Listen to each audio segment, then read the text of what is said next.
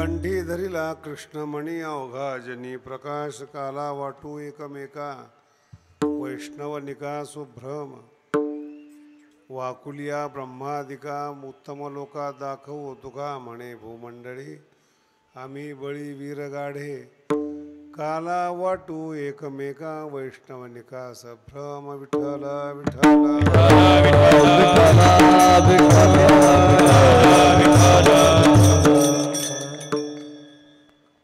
तळागाळातल्या लोकांना एकत्रित करण्याची जी एक परंपरा प्रारंभ झाली ती कृष्णापासून झाली. त्याच्या अगोदरचे जे राजे होते ते वरच्या लेवलचे होते, ते खाली उतरतच नव्हते. रामचंद्र प्रभू असतील, तत्कालीन जे असतील, पण तळागाळामध्ये बसणारा जो देव आहे, गुरं राखणाऱ्यामध्ये गरिबाची दोस्ती करणारा तो कृष्ण आहे, सगळ्याला प्रेम देणार आहे. म्हणून काल्याच्या दिवशी फक्त कृष्णाचंच वर्णन असतं. त्याचं हे कारण आहे, तळागाळातला जो बहुजन समाज आहे त्यांना जीव कोणी लावायला सुरुवात केली? कृष्णाने. आणि मग कृष्णाचं व्यक्तिमत्व आणि सिद्धांत ज्ञानोबरायांनी स्वीकारले. गीतेवर ज्ञानेश्वरी लिहिली आणि तोच कधी काळी गुरं राखताना केलेला काला, तोच काला सदैव चालू राहावा आणि समाजामध्ये एकरूपता असावी याच्याकरता पंढरपूरला तो काला ज्ञानोबरायांनी सुरुवात केला. आणि इतका विशेष आहे, तुम्हाला काही काही गोष्टी गंभीरता नाही आहे त्याची. मंदिरामध्ये ठराविक लोकांना प्रवेश होता, ठराविक लोकच मंदिरामध्ये जात होते, बाकीच्याला प्रवेश नव्हता. माऊली एवढे क्रांतिकारी व्यक्तिमत्व आहे, ते म्हणे आम्ही मंदिरात कालच करत नाही, वाळवंटात काल. आता कोण बंधन देणार त्याला? मंदिर तुमच्या मालकीचं आहे, तुमचं आहे, तुमची परंपरा आहे. आम्ही त्याच्यात येत नाही, पण आम्ही जिथं उभा राहू तिथं येणारा देव म्हणजे तो आमचा देव पांडुरंग परमात्मा असेल. मग पहिला काला ज्ञानोबरायांनी वाळवंटात सुरू केला. आणि वाळवंटात बंधन नाही कुणाला. मग त्या काल्यामध्ये चमत्कार सांगतोय तुम्हाला, त्या काल्यामध्ये चोखोबाराय होते. आणि तुम्ही कल्पना करा, 700 वर्षापूर्वीचे होते. 100 वर्षापूर्वी दलितांना स्थान नव्हतं गावागावामध्ये, त्यांची वस्ती वेगळी असायची. 100 वर्षापूर्वी, 700 वर्षापूर्वी संप्रदायात त्यांना स्थान दिलं ज्ञानोबरायांनी. मगाशी राजूने प्रश्न विचारला की माऊलीच का? पहिल्यांदा स्थान दिलं त्यांनी. आणि स्त्रियांना अभंग करण्याचा अधिकार दिला. चोखोबारींनी अभंग केले, चोखोबाराच्या पत्नींनी अभंग लिहिले, चोखोबारांच्या मुलांनी अभंग लिहिले. चमत्कार आहे असा. लोक लक्ष देत नाही त्या गोष्टीकडे. वारकरी संप्रदायाची बनावट कशी आहे, सगळ्या जाती सगळे धर्म कबीरासहित ज्ञानोबरांच्या चरणाजवळ आलेले आहेत. तो वारकरी संप्रदाय आहे. तो जेव्हा सुरू झाला तेव्हापासून तो तळागाळातला बहुजन समाजाला आध्यात्मिक मार्ग सांगणारा, आणि दुसरा महत्त्वाचा भाग सांगतो अंधश्रद्धा विमुक्त करणारा. आता तुम्ही मार्केटमध्ये जे साधू निघालेत ना, त्यांच्याकडे बघा, म्हणे त्यांचं कल्याण करण्याकरता तुमचा वापर करतात. जा तेरा कल्याण हो, तुला नोकरी लागल. वारकरी संप्रदायाचं सूत्रच विचित्र आहेत. संसार दुःख मूळ. जगातला कोणताही माणूस असू द्या. मला एक जण परवा माझ्याकडे आला, म्हणे माझे डोक्यातले केस चाललेत तर माझे फार फायदा झाला म्हणे. शास्त्रीजी म्हणे तुम्ही पण लावा. कुठं मार्केटिंग करावी, काय करावी. आणि त्याला मला तेल देताना फोटो काढायचा होता. आणि मग बाकीच्या लोकांना सांगायचं की जर बाबा तेल वापरता तर तुम्ही का नाही वापरत. इतके बेकार हे मार्केटिंगचे लोक आहेत. त्याला म्हणलं माझी इच्छा आहे की टक्कल करावी, तू घेऊन झाली गोष्ट. मला केसच ठेवायचे नाही. म्हणे महाराज जरा असं आहे तसं आहे, आयुर्वेदिक आहे, आदिवासी आहे. म्हणलं काहीच नको. मराठी कळली का तुम्हाला? जर केस पुन्हा उगवले असते तर जेवढे श्रीमंत लोक आहेत त्यांचे केस गेले असते का? बोला ना. हे गरीब लोक तेल घेऊ. मला तर एकदा असे स्वामीजींनी, माझ्या गुरुजींनी, मुंबईमध्ये एका ठिकाणी बदामाचं तेल काढून मिळतं आपल्यासमोर हाताचं, तर मला पाठवलं स्वामीजींनी. खूप 83-84ची गोष्ट आहे. मी ते तेल काढायला गेलो होतो. 2 किलो बदाम घेऊन तेल काढायला गेलो. मी उभा होतो ते तेल माझ्या समोर काढेपर्यंत. दुसरा एक जण आला, ते म्हणलं मला आमका तेल द्या. तर त्याने ते तेलाला, मी त्याला विचारलं कशा करतात, ते म्हणे टक्कल पडत नाही. माझ्या समोरची गोष्ट आहे, टक्कल पडत नाही. तो तेल घेऊन गेला. मला एवढं हसायला आलं, मी महिनाभर हसत होतो. जो तेल विकत होता ना त्याला टक्कल होतं, आज जो घेणारा आहे तो टक्कल पडू नये, केस उगवतात. किती मूर्खपणाला काही लिमिट आहे का नाही? कोणाकडून घेतोय त्याचं तर डोकं बघलं निदान.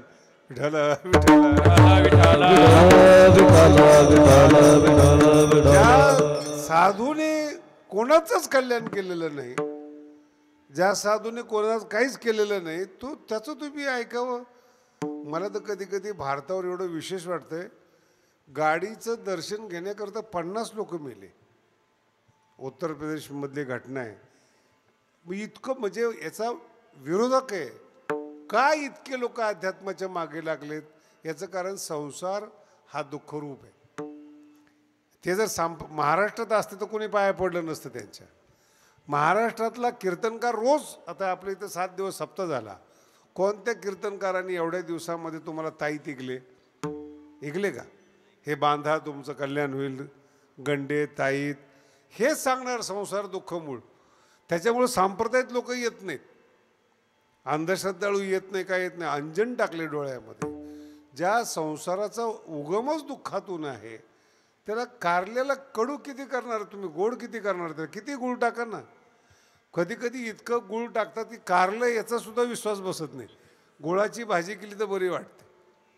त्याचा स्वभाव, मराठी नीट आहे का? त्याचा स्वभाव कडू आहेत. मराठी कळली का?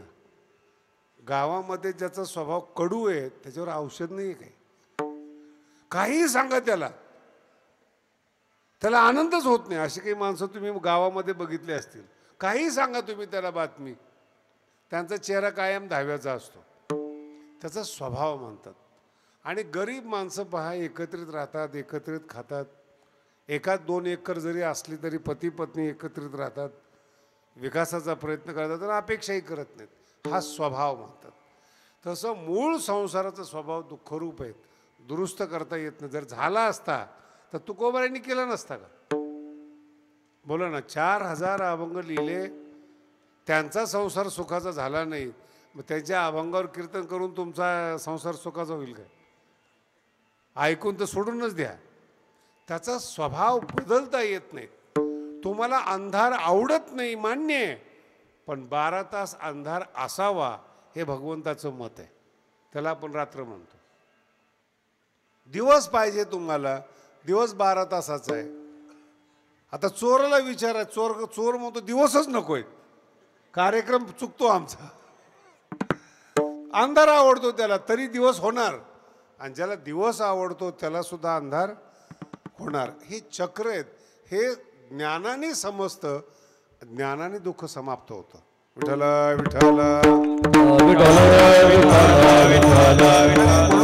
या सगळ्यांना एकत्रित करून तळागाळातल्या लोकांना पशु मारू नका, देवाच्या नावाने कुणाची हत्या करू नका, खोटं बोलू नका, ही उगम परंपरा तयार झाली.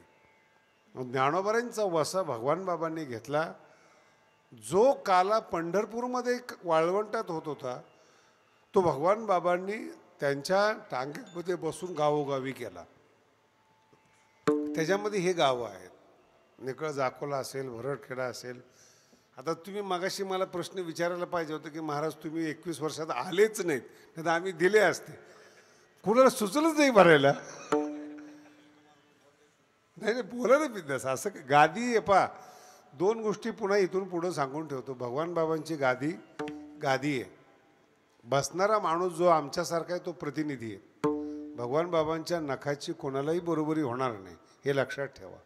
मी काल माझा मित्र आलेला होता, त्याच्याशी मी चर्चा करत होतो. मंदिर होतं याच्यात मला काही शंका नाही वाटत. त्याच्यामध्ये जे दगडं पांडुरंगाच्या मंदिराला लागले नाहीत, ते दगडाच्या मंदिरातून आपला भगवानकडे सजतोय, हा चमत्कार आहे महाराज. प्रत्यक्ष चमत्कार. नोटा लावणार का तुम्ही? पृथ्वीतून जर त्या साईजचे दगड नाही निघाले तर काय करणार? आणि ते काय असं ठरलेलं नाही की याच दगडात करायचे. तुम्हाला त्यातली एक टेक्निक सांगतो. ज्यावेळेस दगडाचं मंदिर बांधायचं अगोदर RCC होतं. मला वाटलं भांडणं झालेत, लोक देणार नाहीत, 2 कोटीचं धरू. खरं आहे ते सांगतो. त्याच्यानंतर पुन्हा 2च गावामध्ये 2 कोटी झाले. मी म्हटलं आता सिमिटाचं नको, आपण संगमरवरचं बांधू. ते 6 कोटीचं होतं. मग तो सोमपुरा असतो, त्यांना बोलवलं, डिझाईन केलं. त्याचं डिझाईन फायनल झालं बरं का. कुठून आणायचं, काय आणायचं, पुन्हा 5-6 कोटीची वर्गणी झाली. मग एका गडाला मांडणाऱ्यांचे जावई होते, ते म्हणे महाराज संगमरवरला मेंटेनन्स असतो, काळं पडतं, ते आपल्याकडे नाही चालत. ते आपल्याकडे काळ्या दगडातलं बांधा 5000 वर्ष राहील. मग त्याचा बजेट गेलं 25 कोटी. ते म्हणे तुम्ही सुरू तर करा, बघू. मग मी ते सुरू करायचं ठरवलं. तर 3x3चा जो दगड आहे, मी आपलं गणित केलं घरगुती, डिझाईन झालं, सगळं झालं. तर मी आर्किटेक्टला विचारलं 3x3मध्ये 27 दगडं लागतात. टेक्निकली प्रॉब्लेम सगळा शिकलेले लोक आहेत, समजून घेतील. 27 दगडं लागतात. याचा अर्थ असा होतो 27 जॉईंट येतात. आणि दगड हा अजरामर आहेत. पुन्हा सांगतो तुम्हाला. आता समोर वाडा दिसतोय मला दगडाचा. त्या दगडाला काहीच होत नाही पिढ्यानपिढ्या. मग वाडा का पडतो? जॉईंट निसटतात त्याचे.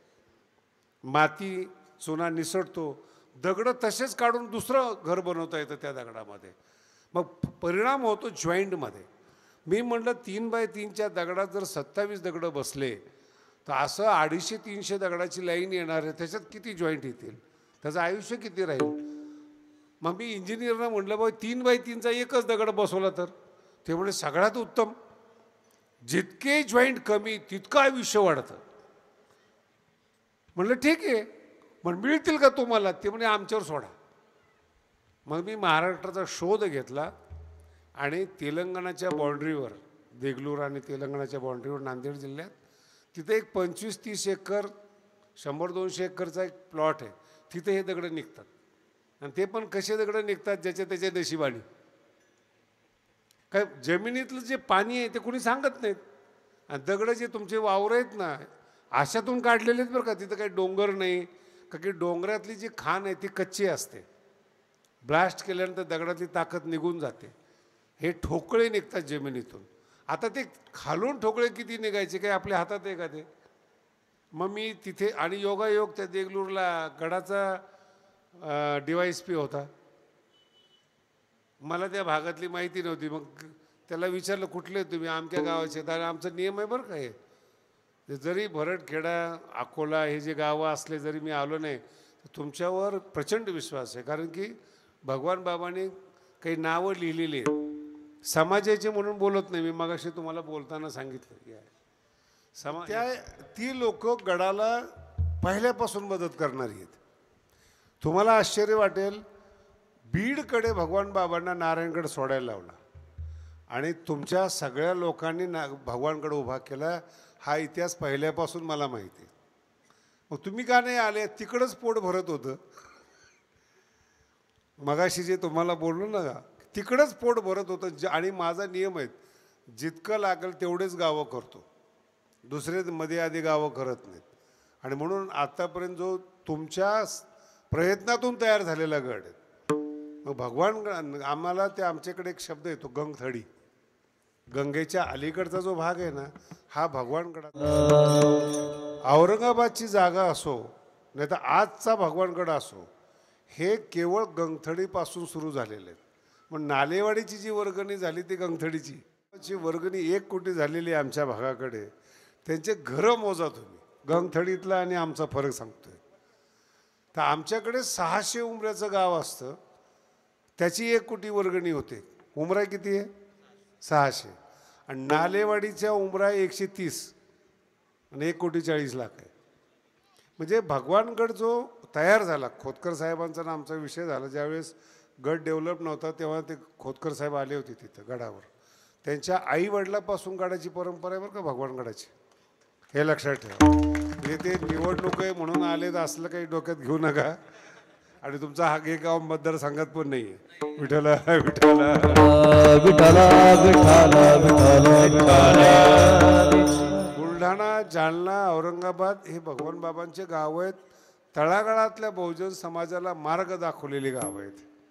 त्यापैकी ही परंपरा त्याच्यामध्ये येते. आणि अकोल्याचा जो आकडा वाढलाय त्याच्यामध्ये 5 लाखाचा वाटा यांचा पण आहे. बरोबर आहे का? आणि तुम्हाला आज चमत्कार दिसेल, अर्ध गाव आहे भरडखेडा यांच्यापेक्षा जास्त आहे. विठ्ठला विठ्ठला. काय झालं होतं की मी मगाशी तुम्हाला भूमिकेमध्ये सांगितलं की एक बाबाचं स्वप्न होतं, गड मोठा व्हावा, कन्स्ट्रक्शन मोठं व्हावं, त्याला एखादा योग म्हणतो आपण त्याला. म्हणून तो जो 3x3चा जो दगड आहे 27चा, इंजिनियरनी आणि आर्किटेक्टनी आव्हान दिलं एवढा मिळणार नाही एवढ्या प्रमाणामध्ये. मी म्हटलं पृथ्वी ज्ञानोबाला दान करेल. आणि 2 एकरमध्ये 3000 पीस निघाले 3x3चे 2. आणि कधीतरी जर तुम्हाला वाटलं तुम्ही जाऊन बघा, 1000 वर्षापूर्वीचं मंदिर आहे. होटल नावाचं गाव आहे आणि सरकारने त्याला संरक्षित केलेलं आहे.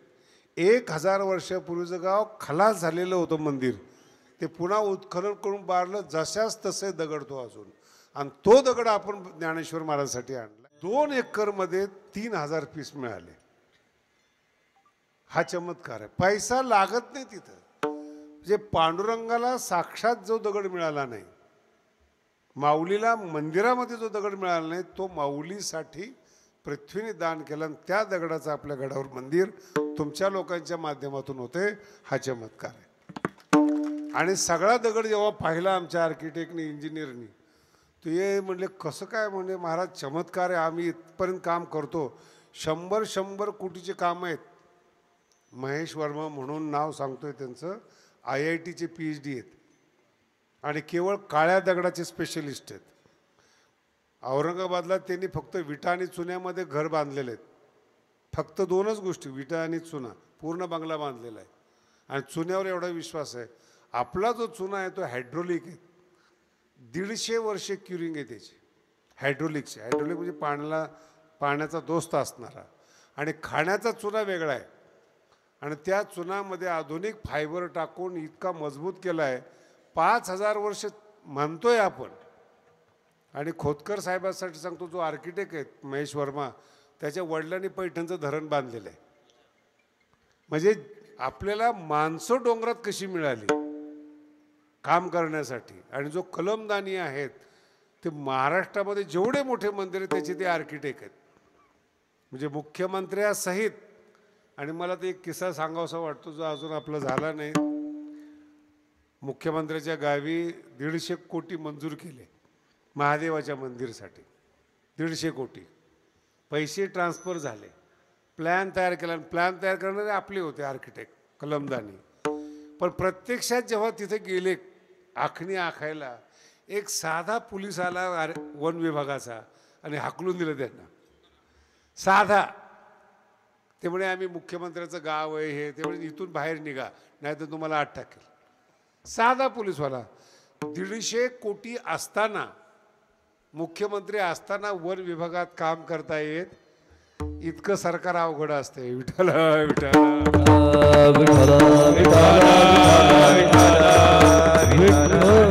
हे झालं त्याचं. आपलं तर फॉरेस्टमध्ये गड आहे म्हणून आता सगळं त्यांचा ना आमचा प्रस्ताव एकत्र गेला म्हणून मला हे कळालं.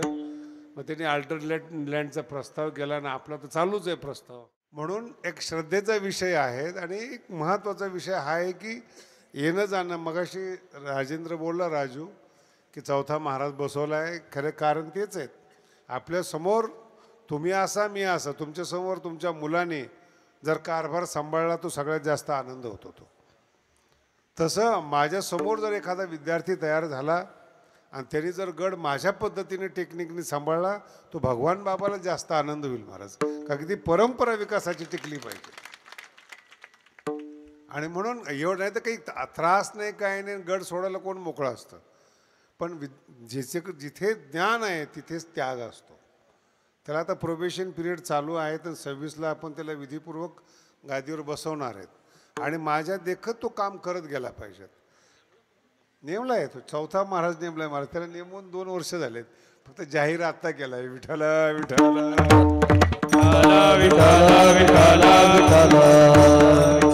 ऑफिशियली नेमला आहे आणि माझं सगळं अकाउंट त्याच्या नावाने केलं. कधी कधी काय होतं की संसारिक माणसं येतात नाही, परमार्थात अवघड आहे महाराज. बरं झालं तुम्ही विषय काढला. संसार आणि परमार्थात हा फरक आहे. तुमचा मुलगा तुम्हाला धोका देऊ शकतो, देतात, घरातून बाहेर काढतात, हा इतिहास आहे. पण परमार्थामध्ये असं असतं, जो गुरुला धोका देतो ना तो सफलच होत नाही. म्हणून भारताची 5000 वर्षापासून परंपरा आहे, गुरुपेक्षा मुलापेक्षा जास्त विश्वास शिष्यावर असतो. म्हणून मगाशी मी बोललो यांना, तुम्ही नव्हते त्यावेळेस, नाथ महाराजांचा मुलगा आहे हरिपंडित आणि अर्ध राहिलेलं रामायण हरिपंडित शब्द वापरलाय बरं का. ज्याला काशीला शिकायला पाठवलं होतं एकनाथ महाराजांनी आणि काशीमध्ये प्रशिक्षण घेतले हरिपंडितांनी, पण अर्ध राहिलेलं रामायण पूर्ण करण्याकरता शिष्याची गावबाची निवड केली. हे एकनाथ महाराजांचं. म्हणजे मुलाला प्रॉपर्टी देता येतील, पण ज्ञानाचा अधिकार शिष्याला असतो आणि जो ज्ञान ग्रहण करतो तो कधी बदलत नसतो तो. आणि दुसरा चमत्कार असा आहे, हे मला का सुचलं उत्तराधिकारी करावं. माझ्या गुरुजीची मुंबईला 10,000 कोटीची प्रॉपर्टी आहे. पश्चिमला अर्धा एकर जमीन आहे आणि त्याचा वारस मी एकटाच होतो. ते सोडून मी महाराष्ट्रात आलो आहे आणि तिथं माझ्या मित्राला बसवलं तर त्यांचं वॉल चेंज केलं आहे. 70 वय झालं आहे त्यांचं. 3 वर्ष झालो आहे मी संन्याशी शोधतो त्या ह्याच्यासाठी. 25 गुंठे जागा आहे आनंदवन आश्रम कांदिवलीला आणि वारस भेटत नाही महाराज. 3 वर्ष झाले मी संन्याशी शोधतो, कारण की लाल कपड्यातला आश्रम आहे, नाही भेटत. तेव्हा मी म्हटलं आपली सोय पहिली करा, जो मिळाला आहे त्याला पहिले हे करा. आणि त्याला 3 वर्ष ट्रेनिंग दिले आपण एकनाथवाडीला. लांब ठेवून एक मठ सांभाळला त्यांनी आणि त्या गावात एवढं गाव विचित्र होतं, मर्डर होणारं गाव होतं, तिथं याला म्हणते गेलं मी. आणि सगळं गाव दुरुस्त झालं, पण रडलं सगळं गाव गडावर आणत असताना. एवढं आता अजून भरपूर सांगण्यासारखं आहे. असा पोरगा आपण जो निवडला आहे. कधी कधी काय असतं माहिती आहे का, बायको ही गुणांनी चांगली असावी, दिसायला कशी असली तरी ठीक आहे, तिच्याबरोबर आयुष्य घालवायचं असते, तिच्यामध्ये गुण असावेत. सुंदर बायको काहीच करत नाही, पुढं बोलत नाही मी तुम्हाला. त्याच्यापेक्षा ज्याच्याबरोबर आयुष्य काढायचं, तसं पर्सनॅलिटी ही वरच्याची देण असते. आणि भगवान बाबा अधिक देखणे होते म्हणून त्रास झाला. साध्या बुवावर आरोप पण येत नाही. तो जो किरकोळ कारकोळ बुवा आहेत ना, त्यांच्यावर कोणी आक्षेप पण घेत नाही. जर घेतलं तर उलट त्याला पण म्हणतं द्या सोडून, ह्याची काय लायकी. पण जो हिरो आहे, देखणा आहे, संत आहे, तपस्वी आहेत, ज्याच्याकडे पैसा आहे त्याला धमक्या येणार ना. फोन कुणाला येणार, खंडणी कुणाला येणार, कुणालाही कशी काय येणार. जो देखणा आहे त्याच्यावर आरोप येतील ना. तसं भगवान बाबाला पर्सनॅलिटीमुळे त्रास झाला. म्हणून कधी कधी अति श्रीमंती म्हणा, पर्सनॅलिटी म्हणा, त्रासाला कारणीभूत असते. आणि आपल्या दृष्टीने तो गड चालवणं महत्त्वाचं आहे. म्हणून ती सगळी बाजू एकत्रित करून आपण ते केलं. आणि मग तोच काला भगवंतानी जो तळागाळातल्या लोकांना आध्यात्मिक बनवलं ज्ञानोबारायांनी, त्याचा काला गावोगावी जाऊन वाटला तो. आणि त्यांनी केलेलं दुसरा एक जाता जाता सांगतो तुम्हाला, फार महत्त्वाचा विषय आणि आपल्या समोर पण आहेत. मला आता 21 वर्ष 15 तारखेला पूर्ण होत आहेत गादीवर बसून. भीमसेन महाराजांची पुण्यतिथी त्या दिवशी, कार्तिक पौर्णिमेला 21 वर्ष पूर्ण होतात. 21 वर्षात मी एक अनुभव घेतला आहे. जेवढा गड आहे तेवढाच आहे. म्हणजे माझ्या काही करण्यामुळं किंवा ज्ञानेश्वरीमुळं किंवा याच्यामुळं लोक वाढले नाहीत. आणि मी जे काही भांडणं केले गडावर, त्यांनी गड कमी झाला नाही. मला हे चमत्कार आहे. नाहीतर लोकांची भावना कशी बदलतात. गड एखाद्या वेळेस मोठा जातो, एखादा माणूस मोठा होतो आणि दुसऱ्या वर्षी पुन्हा खाली पडतो. गडाचं असं नाही. जो फिक्स केलेला आहे ना बांधा भगवान बाबांनी, ते फिक्सच आहे, लोक बदलतच नाहीत. आणि जे बदलणारी लोक आहेत ती भगवान बाबाचीच नाहीत. जिथे भगवान बाबा गेलेले नाहीत तीच लोक बदललेली. पुन्हा अनुभव घेऊन पहा. आणि हा विषय आमचा झाला. मी म्हटलं जो निधी येतो तो भगवान बाबांनी ठरवलेल्या लोकांकडून येतो, ठरवलेल्या गावाकडून येतो. खोतकर साहेबांना माहिती, मूर्ती म्हणून गाव आहे, त्यांची दिंडी आल्याशिवाय आमची दिंडी जात नाही पंढरपूरला. आणि संपूर्ण देशमुख समाजाचं गाव आहे.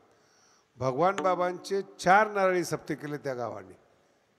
नारळी सप्ते 4 केलेत. आणि सगळी देशमुख कंपनी एकदा गेली एका गावाला स्थापनेला, तर तिथे लोकांनी टिंगल केली शेजारच्या गावांनी, तुमचा गुरु तर दुसऱ्या समाजाचा आहे, तुम्ही काय देशमुख म्हणून मिरवता. आत्तापर्यंत त्या गावातली सोयरी केली नाही त्या गावाने. महाराज मूर्तीचं नाव घेऊन सांगतोय तुम्हाला, एवढं निष्ठावान गाव आहेत. म्हणून समाज कोणता आहे हा विषय नाही आहे. मध्यंतरीच्या काळामध्ये हा फरक पडलेला असेल वातावरणामुळे, पण भगवान बाबांना मानणारा जो एकनिष्ठ समाज आहे तो इतका वेगळा समाज आहे, बदलतच नाहीत. आणि मी त्याच्याही पुढे जाऊन सांगतो, भगवान बाबासारखे संत जर आपल्या गावात येऊन गेले तर त्यांच्यासारखे संत पुन्हा कुठे मिळणार आहे पृथ्वीवर. म्हणून माझा विषय की आपल्यामुळे भगवानगड आहेत, आपल्या ताकदीमुळे भगवानगड आहेत. आपण सगळे एकत्र येतो, एकत्र वर्गणी करतो म्हणून आपला भगवानगड आहेत. हे कायमस्वरूपी आपण सगळ्यांनी लक्षात ठेवावं. आणि तोच आजचा काला आहे. आता जे काही निधी जमा झाला असेल त्याचं आपण एक डिक्लेरेशन करू.